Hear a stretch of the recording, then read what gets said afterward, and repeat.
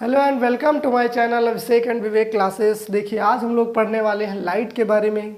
क्या होती है लाइट, क्या होता है प्रकाश, कैसे होता है प्रकाश में अपवर्तन, परावर्तन कैसे होता है, क्या होते हैं अपवर्तन के नियम, क्या होते हैं परावर्तन के नियम। आइए इस चीज़ों को बहुत ही गौर से समझते हैं, बहुत अच्छे तरीके से।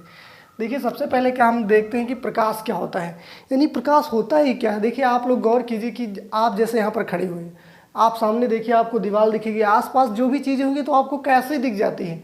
तो ये किसकी वजह से दिखती है, तो ये दिखती है प्रकाश की वजह से। जब रात हो जाए तो आप देखिए आप अंधेरे में चले जाएंगे, कुछ भी आपको नहीं दिखेगा। तो यानी आप बोल सकते हैं सिंपल में कि प्रकाश वह माध्यम है जिसकी वजह से हम वस्तुओं को देख पाते हैं। प्रकाश क्या है, वह माध्यम है जिसकी वजह से हम वस्तुओं को देख पाते हैं। यानी अगर लाइट नहीं होगी तो डेफिनेटली आप चीज़ों को देख ही नहीं पाएंगे। इसीलिए अगर एक वर्ड में बोला जाए इसकी डेफिनेशन कैसे लिख सकते हैं, प्रकाश वह माध्यम है जिसकी वजह से हम वस्तुओं को देख पाते हैं। तो यानी लाइट एक मीडियम हो जाती है। ठीक, अब देखते हैं प्रकाश का परावर्तन कैसे होता है। परावर्तन का मतलब होता है, इंग्लिश में बोलते हैं रिफ्लेक्शन, यानी रिफ्लेक्शन ऑफ लाइट, यानी प्रकाश में परावर्तन कैसे होता है। तो देखिए परावर्तन कैसे होता है, मान लेते हैं ये हमारा ये कोई सतह है, इसको दूसरी ओर से हम ऐसे कर देते हैं कलाई। कलाई करने का मतलब होता है इसकी दूसरी ओर हम क्या कर देते हैं, पॉलिश। तो अगर एक साइड लाइट, एक मान लो सतह थी, उसकी दूसरी ओर हमने कर दिया पॉलिश, और ऊपर वाली सतह कैसी हो गई, चमकदार। कैसी हो गई, चमकदार। तो जब कोई भी लाइट की रेज, यानी जब कोई प्रकाश की किरण किसी चमकदार सतह पर पड़ती ऐसे करके, तो अब दूसरी ओर तो हमने कलाई कर रखी, तो दूसरी ओर जा ही नहीं सकती। जैसे आप लोग आईना देखिए, आईना आप एक चेहरा क्यों देख पाते, क्योंकि बाईं साइड क्या कर देते, उसके पीछे हम क्या कर देते, पॉलिश हुआ रहता है। अगर बाहर से पॉलिश हटा दे तो आप चेहरा अपना देख ही नहीं पाएंगे। इसी तरह हम दूसरी साइड पॉलिश कर देते, तो जब कोई लाइट की रेज, प्रकाश किरण किसी चिकनी सतह पर पड़कर वापस उसी माध्यम में लौट जाती, तो इस घटना को क्या बोलते हैं, प्रकाश का परावर्तन। देखिए यहीं से याद करिए, जब कोई प्रकाश की किरण किसी चिकनी सतह पर पड़कर वापस उसी माध्यम में लौट जाती है तो इसे क्या बोलते हैं, प्रकाश का परावर्तन। हम यहाँ पर एक डाल देते हैं अभिलंब। अभिलंब को इंग्लिश में बोलते हैं नॉर्मल, इसीलिए यहाँ पर लिख दिया हमने क्या, आयन। अब देखिए ये जो प्रकाश की किरण यहाँ इस पर आकर पड़ी है, आई है ना, तो इसीलिए इसका नाम क्या हो जाएगा, आपतित किरण। इसका नाम क्या हो जाएगा, इसका नाम हो जाएगा आपका आपतित किरण। आपतित किरण। अब देखिए ये आपतित हुई, इस पर पड़ी और ये भराग से उधर निकल गई, परावर्तित होगी, तो इसे हम क्या बोलेंगे, परावर्तित किरण। परावर्तित किरण।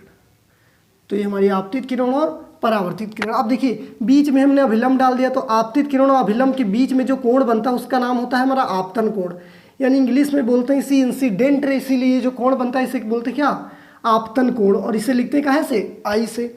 और ये वाला जो अभिलंब और परावर्तित किरण के बीच में बना कोण इसे बोलते हैं आर, यानी एंगल ऑफ रिफ्लेक्शन, यानी कि परावर्तित कोण। अब देखिए प्रकाश का परावर्तन क्या होता है, प्रकाश का किसी चिकने तल से टकरा कर वापस उसी माध्यम में लौट जाना प्रकाश का परावर्तन कहलाता है। आप बस यहीं से याद कर लीजिए, ये मान लीजिए कोई चिकनी सतह थी, प्रकाश की किरण यहाँ से आई और इस पर पड़ी, उसी माध्यम में वापस लौट गई, क्या हो गया, प्रकाश का परावर्तन। अब देखिए परावर्तन के दो नियम हो जाते हैं। नियम देखिए बेसिकली यहीं से, पहला नियम क्या होता है, आपतित किरण, ये देखिए आपतित किरण, और ये क्या हो गई, परावर्तित किरण, और ये क्या हो गया, ये हमारा बिंदु हो गया आपतन।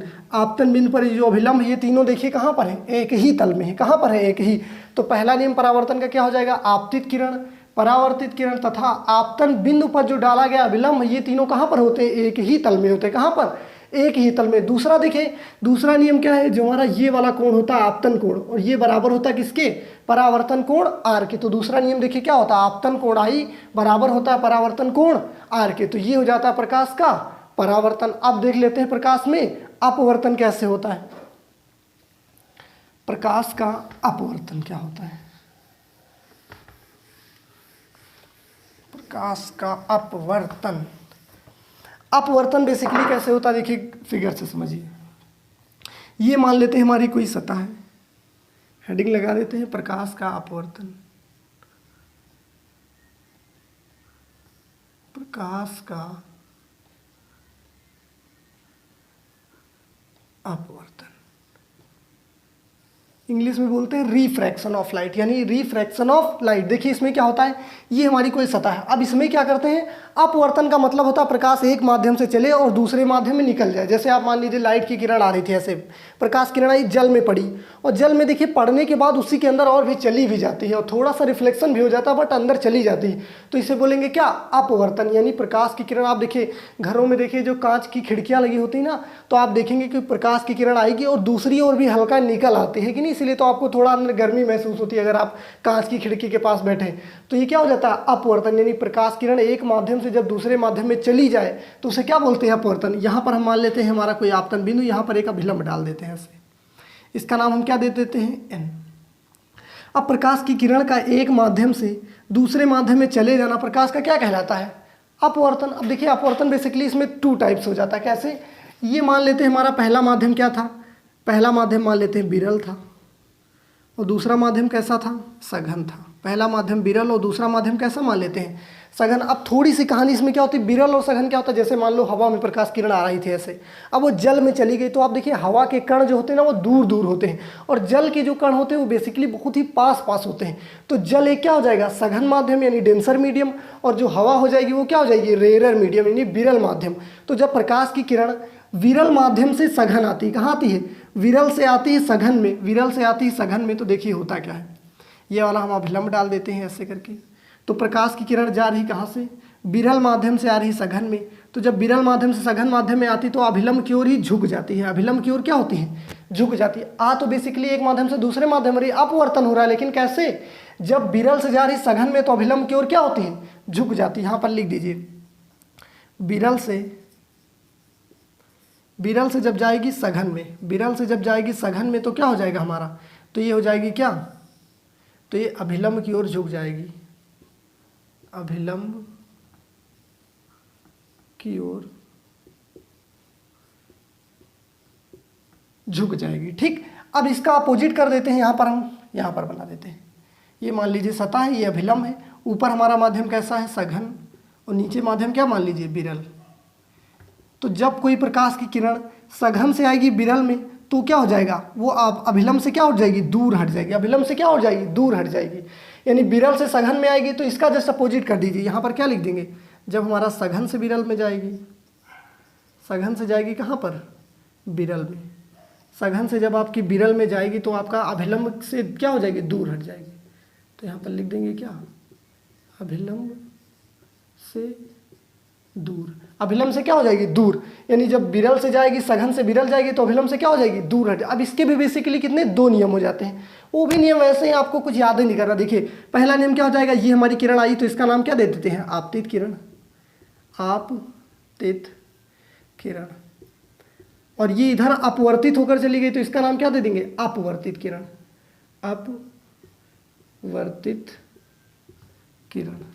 तो ये हमारी अपवर्तित। अब देखिए पहला नियम दोनों में एक जैसा, आपतित किरण, अपवर्तित किरण तथा आपतन बिंदु पर अभिलंब एक ही तल में होते हैं। दूसरा नियम क्या होता है हमारा, आपतन कोण की आई जो होती है ना, आपतन कोण की ज्या तथा परावर्तन अपवर्तन, सॉरी इसमें क्या होता है अपवर्तन, आपतन कोण की ज्या तथा परावर्तन को अपवर्तन की कोण की ज्या का जो अनुपात होता है ना वो नियतांक होता है। यानी पहला नियम तो सेम ही रहेगा, इसमें जो दूसरा नियम हो जाता है वो हमारा हो जाता है आपतन कोण आई की ज्या तथा परावर्तन कोण आर की जो ज्या का अनुपात होता है वो क्या होता है, नियतांक होता है, वो क्या होता है, नियत होता है। इसे हम क्या बोलते हैं, स्नेल का नियम भी बोलते हैं। इसे क्या बोलते हैं, स्नेल का नियम। इस नियम को ही बोलते हैं स्नेल का नियम। तो याद रखिएगा स्नेल का नियम क्या होता है, sine I upon sine R बराबर नियतांक, या इसे एन से लिख देते हैं। एन का मतलब क्या होता है, अपवर्तनांक। अगले वीडियो में मिलते हैं और आपको समझाते हैं। अगर आपको पसंद आए तो प्लीज़ को लाइक ज़रूर कीजिएगा। Thank you everyone.